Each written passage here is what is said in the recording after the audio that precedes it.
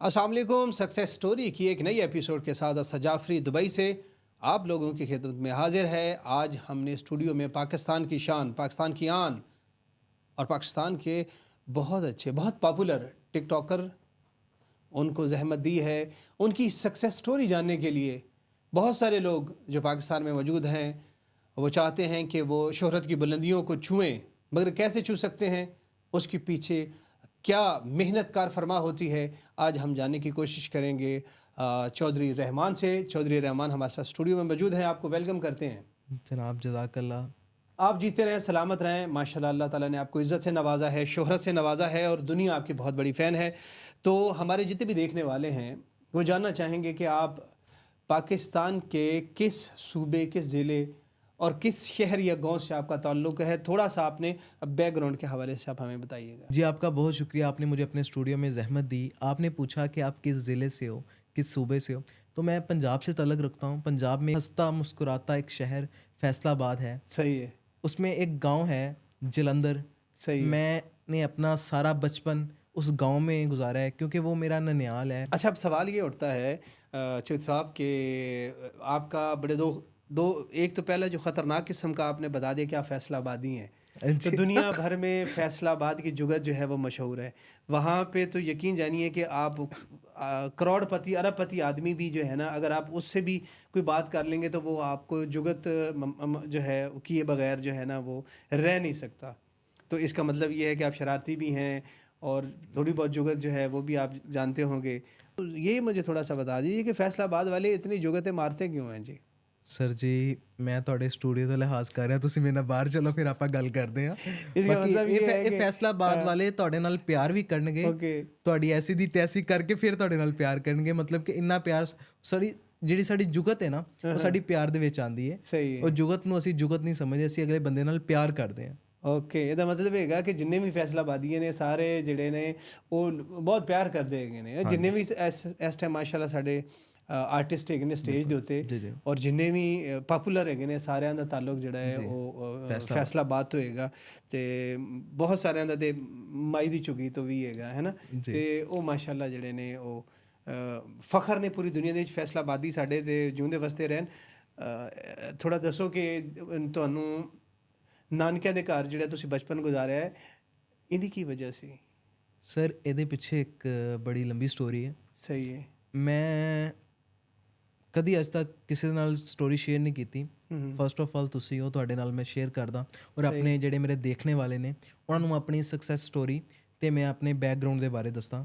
ਠੀਕ ਹੈ। ਨਾਨਕਿਆਂ ਦੇ ਵਿੱਚ ਮੈਂ ਆਪਣੀ ਜ਼ਿੰਦਗੀ ਇਸ ਵਜ੍ਹਾ ਤੋਂ ਗੁਜ਼ਾਰੀ ਕਿ ਮੈਂ 3 ਸਾਲ ਦਾ ਸੀ, ਮੇਰੀ ਵਾਲਦਾ ਦੀ ਡੈਥ ਹੋ ਗਈ ਸੀ।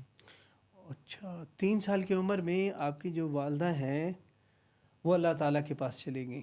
जी। तो यकीन जाने कि आपकी ये बात सुनने के बाद जो है ना वो मेरे रोंगटे खड़े हो गए हैं कि इतना पॉपुलर आदमी, इतना मशहूर आदमी, इतना चुलबुला किस्म का बच्चा जो है वो हम जिसको टिकटॉक पे देख रहे हैं, इंस्टा के ऊपर वो रीलें बना रहा है और वो जब अपनी स्टोरी बता रहा है तो वो ये बता रहा है कि वो 3 साल की एज थी जिस वक्त बच्चे को अभी समझ बूझ नहीं होती तो अपनी माँ से महरूम हो जाए। तो मैं तो अब आपसे ये पूछ भी नहीं सकता कि उस वक्त आपकी क्या फीलिंग होगी। तो 3 साल कैसे बाद में पता चला कि कैसे सर, महसूस तब मुझे मेरी नानो है उनका मेरे ऊपर बड़ा एहसान है, ठीक है, क्योंकि उन्होंने मुझे कभी माँ की कमी महसूस होने नहीं दी। सही है। और आज मुझे जाके माँ की कमी महसूस होती है जब मैं दूसरों की माँओं को देखता हूँ, ठीक है, जब उनको प्यार करते देखता हूँ तब थोड़ी सी कमी महसूस होती है। यार, जो माँ का प्यार है ना, वो आपको दुनिया में लाख प्यार मिल जाए, माँ का प्यार आपको कभी कोई नहीं दे सकता। इसमें कोई शक नहीं है कि आपकी वालदा जो है अल्लाह उनको गरीक रहमत करे। आमीन। कि यकीन जानिए कि बड़ा जो है वो रोंगटे खड़े कर देने वाला जो है वो आपका जवाब था कि आप तो फिर बचपन जो है वो कैसे गुज़रा? महरूमियों में गुज़रा? 3 साल का बच्चा जिसकी वालदा नहीं है, वालिद हैं, आपसे कोई बड़ा या छोटा भाई कुछ इस तरह का? मैं 3 साल का था जब ओह! मेरी वालदा की डेथ हुई, तभी मेरे एक भाई की पैदाइश हुई थी। तो वो मेरे तायाबू ने अडॉप्ट हमसे कर लिया अडॉप्ट था। कर लिया था, हमसे ले लिया था, ठीक है। ओके, 3 साल तो फिर ये तो आपके वालिद के लिए बड़ा मसला नहीं बन गया होगा उस वक़्त कि एक 3 साल का बेटा है और उसके बाद जो है वो एक बेटे की अभी विलादत हुई है और उनकी वाइफ़ चली गई, आपसे आपकी वालदा चली गई। तो ना सिर्फ़ आपकी दुनिया उजड़ गई बल्कि आपके वालिद जो हैं वो भी जो है उनके पाँव तले से ज़मीन निकल गई कि छोटे-छोटे मासूम फ़रिश्तों का हुँ। वो किस तरह ख़्याल रखते। क्या स हुआ फिर? देखें, मेरी वालदा की डेथ हुई, ठीक है? मेरा छोटा भाई मैं तायाबू को दे दिया गया, ठीक है? और मेरे वालिद साहब, मैं इस काबिल नहीं था कि वो मेरी, मैं 3 साल का था, तो मेरी परवरिश करें, ठीक है? वो अपने काम को देखें या मुझे मेरी परवरिश करें। तो तभी हमारा फैमिली में डिसीजन हुआ और मेरी नानी अम्मी ने कहा कि रहमान, मेरा नाम रहमान है, आप सबको ही सही है पता जी, है, बिल्कुल ठीक है? कि ऐसे ही है। रहमान को हम अपने पास ले जाते हैं, इसकी परवरिश हम करेंगे, ठीक है? इसका ख़्याल हम रखेंगे। तो वो मुझे ले गए, मतलब कि फिर मैंने अपनी सारी ज़िंदगी अपनी नानी अम्मी के पास गुजारी। ज़ाहिर है नानी माँ ही होती है, लेकिन ये है कि वो वाली चीज़ें जो हैं, वो जब थोड़ा-सा आपको सूझ-बूझ आना शुरू हुई, तो आप इधर-उधर अपने जो बच्चे आपके साथ खेलते होंगे, तो उन्होंने या इसी तरह को बातों-बातों में लोगों को पता तो चल ही जाता है बच्चों को खुद से कि यार ये जो मेरी माँ है, जिनको मैं माँ करके बुलाता हूँ, ये मेरी नानी है, मेरी माँ नहीं है। और जो जिनके साथ खेलता हूँ उनकी माएँ हैं। हुँ। तो ये जो एहसास है, ये थोड़ा सर, बयान करें। जो माँ की कमी है ना, वो आपकी कोई भी रिश्ता उसको पूरा नहीं कर सकता। माँ की कमी को कोई भी रिश्ता कभी ज़िंदगी में पूरा नहीं कर सकता। किसी मोड़ पे, किसी ऐसी जगह आपको माँ की फीलिंग आती है कि यार मेरी माँ होती, तो आज मेरे सर पे उसका हाथ होता, ठीक है? वो मुझे स्कूल छोड़ के जाती, ठीक है? वो मुझे स्कूल से लेने वापस आती, ठीक है? तो मगर एक बात बता दूँ, ये सारा प्यार मेरी नानी ने मुझे दिया है। अब उसमें कोई शक नहीं है, अल्लाह उनको जो है वो ज़िंदगी दे और अल्लाह उनको अजर भी इस बात का दे। लेकिन मैं समझ सकता हूँ कि आपका जो है वो ये बचपन कितनी महरूमियों से गुज़रा होगा। तो उसके बाद फिर जो है वो तालीम आपने कहाँ तक हासिल की? सर, मैंने मैट्रिक 200 स्टार्ट रेलवे जलंधर से किया, ठीक है? और मेरी नानी ने मेरी मैट्रिक तक बड़ी अच्छी परवरिश की, अल्हम्दुलिल्लाह।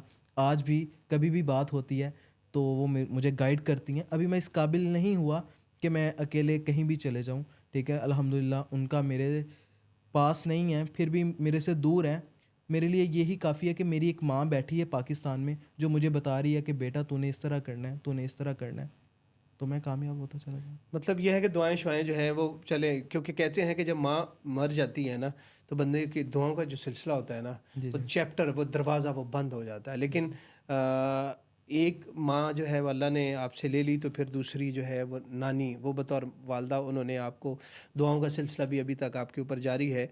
तो तालीम आपने मैट्रिक जो है वो वहाँ से किया, तो उसके बाद ओवरऑल आपने कितनी तालीम हासिल की? सर, मैं सिविल इंजीनियर हूँ, ठीक है? अच्छा। मैंने सिविल इंजीनियरिंग किया हुआ है, 3 साल का डिप्लोमा, ठीक है? मैंने एफएससी की हुई है। मतलब आप इंजीनियर बन के निकल आए और जी। उसके बाद जो है वो दुबई कैसे आना हुआ? क्या वहाँ पे कोई आपको सिविल इंजीनियर की जॉब नहीं मिल पा रही थी? वहाँ पे आपने स्ट्रगल नहीं की, कोशिश नहीं की, तो फिर आप दुबई मूव हुए?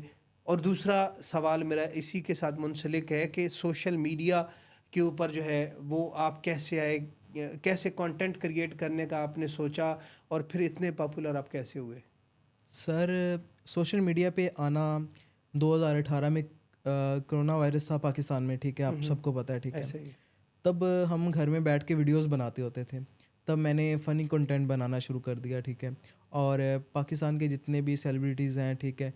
एक लीग चलती है क्रिकेट की लीग, आना-जाना, सेलिब्रिटीज़ के साथ मिलना, सही है। उठना, बैठना। तकरीबन पाकिस्तान में कोई ऐसा सेलिब्रिटी नहीं है जिसके साथ मैं नहीं मिला या नहीं गया, ठीक है? सही तो है। मैंने उधर से अपना सोशल मीडिया का आगाज़ शुरू किया। मैंने फ़नी कंटेंट उनके साथ शूट करना शुरू कर दिया। तो सही है। आहिस्ता-आहिस्ता मेरे अकाउंट के अच्छे खासे फॉलोअर्स हो गए, ठीक। ये कौन से अकाउंट की बात कर रहे ये हैं? मेरा टिकटॉक का अकाउंट था। टिकटॉक का अकाउंट, ठीक है। तो मेरे अच्छे खासे फॉलोअर्स हो गए। तो वो एक टाइम आया, 1.5 साल बाद, वो मेरी जीमेल के साथ मेरा अकाउंट अटैच था। सही है। वो मेरा अकाउंट मेरे ही दोस्त ने हैक कर लिया। ओके, वो कितने फॉलोवर थे उस वक़्त उसके? 5 लाख के करीब मेरे फॉलोअर्स हैं। जब उस वक़्त जो है ये बहुत बड़ा सेटबैक होता है कि 5 लाख का अकाउंट जो है वो कोई हैक कर ले। तो फिर बिल्कुल। दोबारा से स्ट्रगल किया आपने, फिर बनाना शुरू नहीं, किया? बाद में मैंने सोचा कि मैं सोशल मीडिया को छोड़ दूँगा। सही है। इतने डिसहार्ट हो गए, इतनी मेहनत के ज़ाहिर ही बाद है कि इतना एक कंटेंट जो बंदे है। ने 2 साल, 1.5 साल तकरीबन मेहनत की एक चीज़ पे, सही जब है। वो आपसे वो चीज़ छीन ली जाए तो वो कहता है यार छोड़ो, मैं कुछ और करदा इनू रहन दो। सही है। तो फिर जो है वो ये कैसे मतलब आपको ख्याल आया कि आप दोबारा से जो है वो बना लें, क्योंकि एक दफ़ा तो वो सर ख़त्म हो गया ना। नहीं, ये ख्याल मुझे दुबई आके आया। अच्छा, दुबई आके फिर आपने दुबई आके जब मैं दुबई शिफ्ट हुआ था आज से 2 साल पहले, तब मैंने सही। ये सोशल मीडिया का आगाज़ फिर से शुरू किया तो था। अभी आपका जो टिकटॉक अकाउंट है जी, विद इन 2 इयर्स, विदिन ये जितना भी ग्रो हुआ है जी, जी, आपका 2 साल के अंदर जी, आपका जी। टिकटॉक अकाउंट ग्रो हुआ है, तो उसके बाद जो है वो इंस्टा के ऊपर जो है वो आपका आना कैसे हुआ? ये टेक्निक है, ये क्या है?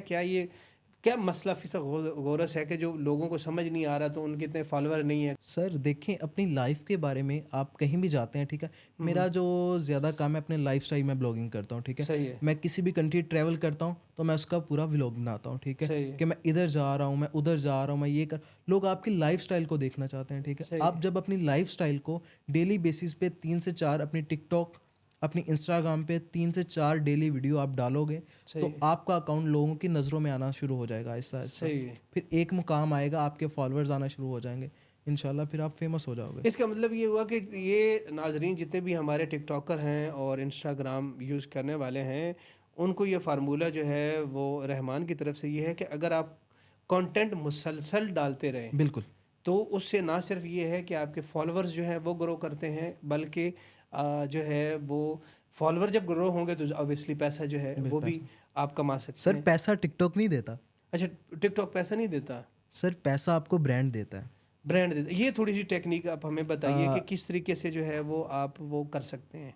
सर ब्रांड आपको पैसा देता है, ठीक है? जैसा कि गुची है, हम्म, ठीक है? अरमानी है, ठीक सही है? है, वो आपसे कोलैबोरेशन करते हैं, सही है, ठीक है? वो आपको प्रोडक्ट्स भेजते हैं, हम्म, आप उनका शूट करते हो, ठीक है? सही है, वो आपको उसके बदले में पैसे देते हैं। सही है, आपके फॉलोअर्स हैं आपके पास, ठीक है? आपके ओके, पास मीडिया है, हम्म। ठीक है? वो आपको अपने ब्रांड की कुछ चीज़ें भेजेंगे और आप आपसे वो डिस्कस करेंगे वो और जो भी व्हाटएवर। बजट जो है वो तय कर लेंगे, सही है, हम उनका शूट करते हैं तो वो सही, हमें उसका पे उसके करते हैं, बदले में उसके में आपको पे। पे बैक करते हैं। और अक्सर अक्सर बताया जाता है सोशल मीडिया के जी जी, कि टिकटॉक से ये बंदा इतने पैसे कमा रहा है। टिकटॉक अभी तक सिर्फ यूके में मोनेटाइज हुआ है। हम्म, पाकिस्तान में, यूएई में, इंडिया में तो बैन है टिकटॉक। सही है। कहीं भी कोई पे नहीं करता। अच्छा, ये बताइए कि मतलब ज़िंदगी में टर्निंग पॉइंट जिसे कहते हैं कि कौन सा था जब आपने ये सोचा कि आपको दुबई आना है, पाकिस्तान में नहीं? हालांकि बहुत सारे 25 करोड़ आवाम है पाकिस्तान में, कारोबार कर रही है, पाकिस्तान में रह रहे हैं और पाकिस्तान में ही ज़िंदगी बसर कर रहे हैं, तो आपने कैसे सोचा कि आपको दुबई आना चाहिए? सर मैंने एक दोस्त से मशवरा किया कि मैंने दुबई जाना चाहता हूँ, सही ठीक है। है? उसने बोला कि यार दुबई जाके तुम क्या करोगे, हम्म, ठीक है? मैं एक पिज़्ज़ा हट पे जॉब करता था सही है। वहाँ पे पाकिस्तान के पाकिस्तान अंदर? में, फैसलाबाद में। ये किसी को भी नहीं पता और सही मेरे है। घर वालों को भी नहीं पता कि मैंने पिज़्ज़ा हट पे जॉब की। नहीं तो पिज़्ज़ा हट पे जॉब ज़ाहिर है कि आप अपना खर्चा पूरा करने के लिए ज़ाहिर जॉब कर रहे थे, तो वो अच्छी बात है, मेहनत बिल्कुल का मेहनत है। मांगने से बेहतर है, म जैसे डिजिटल बकारी आज की तक बजाय मैंने कभी भी है। किसी रिश्तेदार के आगे या किसी के आगे या कोई डिजिटल भिखारी बन के कभी किसी से 1 रुपया नहीं माँगा। अल्हम्दुलिल्लाह आज मैं अपने पाँव पे खड़ा हूँ, तो मैं मेहनत करके खड़ा हूँ, किसी से माँग के नहीं खड़ा। नहीं तो वो थोड़ा बताइए हमें, माशाल्लाह ये तो अच्छी बात है, आपको अप्रिशिएट भी करना चाहिए। और जितने भी लोग जो है वो भले काम छोटा नहीं होता, काम छोटा और बड़ा नहीं होता, ठीक है ना? आपकी सोच छोटी और बड़ी हो सकती है। अगर आप कहीं किसी के आगे हाथ नहीं फैला रहे और आप जो है वो मेहनत कर रहे हैं, भले कोई भी काम कर रहे हैं, तो वो आप अपनी मेहनत की कमाई जो है वो ले रहे हैं, उसके ऊपर आपको फ़ख्र होना चाहिए और बताना भी चाहिए। आपको दोस्तों ने बहुत सपोर्ट किया, अल्हम्दुलिल्लाह। तो ये जो है वो दोस्तों ने जब सपोर्ट किया तो ये टर्निंग पॉइंट था कि उन्होंने कहा कि अच्छा जाओ, जो है वो चौधरी रहमान जी लो अपनी ज़िंदगी और दुबई चले जाओ। नहीं ऐसा नहीं कुछ हुआ अच्छा, था। शाहद भाई थे, ठीक है? हाँ, एक दिन बैठे, मैंने कहा शाहद भाई मैं दुबई जाना चाहता हूँ। सही है, कहता चले जाओ, मसला नहीं है। सही है, 1 लाख रुपया मैंने खुद जमा किया हुआ था सही है, दुबई जाने के लिए। 1 लाख रुपया उस बंदे ने किसी से उधारा पकड़ के मुझे दिया। तब ज़बरदस्त, तब उसके पास वो हालात नहीं थे, ठीक है? सही है, उसने 2 लाख हमारे पास हुआ, हमने वीज़ा लगाया। सही जब है, मैं दुबई आया, मेरे पास 400 दिरहम था सही है, और अजमान एक दोस्त के पास रुका, ठीक है? उस दोस्त ने मुझे अपने पास कोई 1 मंथ रखा। गुड, मतलब कि दुबई में मैं कहता हूँ, जो आपको 1 दिन भी रख ले, जो आपको 1 दिन का भी खाना खिला दे, समझ लो कि ये बहुत बड़ी नेमत है। कोई किसी के लिए नहीं करता इधर दुबई में। हर बंदा इधर अपने काम में मसरूफ़ है, कोई किसी को इधर टाइम नहीं देता। सही है। बातें तो बहुत हैं लेकिन टाइम की किल्लत है। आप कोई पैगाम जो है वो देना चाहें अपने देखने वालों को? देखने वालों को और ख़ास तौर पर दुबई में मैं रहने वालों को यही पैगाम देना चाहता हूँ। देखो, आप हर जगह जॉब करते हो, ठीक है, लाइफ में कुछ करना चाहते हो, आपको चाहिए छोटे से छोटा अपना स्टेप लो ज़िंदगी का, कुछ भी करो अपनी ज़िंदगी का। एक बंदा इधर कार ड्राइव करता है, ठीक है, मैंने भी बहुत सारी जॉब्स की हैं, ठीक है। सही है। आप अपनी इन्वेस्टमेंट करो, ठीक है, अपने पैसे जोड़ो, किसी भी छोटी जगह इन्वेस्ट कर दो, बेशक वो गाड़ी के कामों में कर दो, रियल एस्टेट में कर दो, किसी भी काम में कर दो। जब आपकी मतलब ये है कि आपके कहने का जो मतलब मैं समझ पा रहा हूँ कि यार देखो, जो नौकरी है ना, हाँ है ना, हाँ नौकरी से नौकर होता है बिल्कुल है ना, हाँ और जो बिजनेस मैन होता है जी, या कारोबार, वो कारोबार कार से शुरू होता है कारोबार। कि कारोबार ही आपको कार दिलवा सकता है और नौकरी जो है वो आपको नौकरी रखेगी। ये बहुत अच्छा पैगाम है। नाजरीन, इंशाल्लाह नेक्स्ट एपिसोड में किसी और मारूफ मशहूर शख्सियत के साथ जो है वो प्रोग्राम करेंगे, उसकी ज़िंदगी का साथ जानने की कोशिश करेंगे और जानने की कोशिश करेंगे कि उसने ज़िंदगी में कितनी स्ट्रगल की। असद जाफरी को इजाज़त दीजिए। अल्लाह हाफिज़।